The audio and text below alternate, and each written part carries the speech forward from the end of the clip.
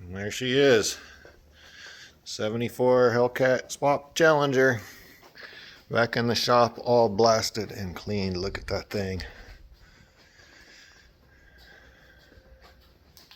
We got light.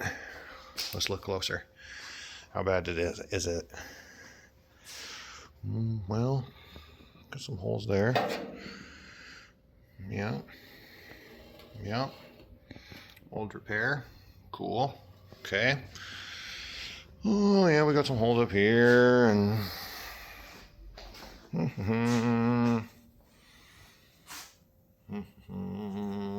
roof looks okay. Quarter section. That looks cool. This was unexpected. I think that had Bondo and paint on it. Didn't know about that. I checked the floor out. Trunk floor. She's like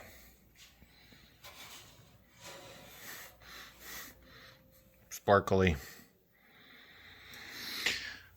Good thing I got a trunk floor in a box over there. We got a little hole action down here. And we got some hole action back on the other side back here. But overall, the inside floor looks okay. And then the battery box is a little like that. But you know, overall, this thing's still in pretty decent shape. We knew about that. We're going to shape drip rails anyway. So where do we go from here and what do we do? Well, before this thing turns orange on me, I'm going to get some etch primer on it. I'm going to run through my DA, this thing all down with 180. At least get the exterior sheet metal prepped and coated. And then we'll run through and probably put some material like that.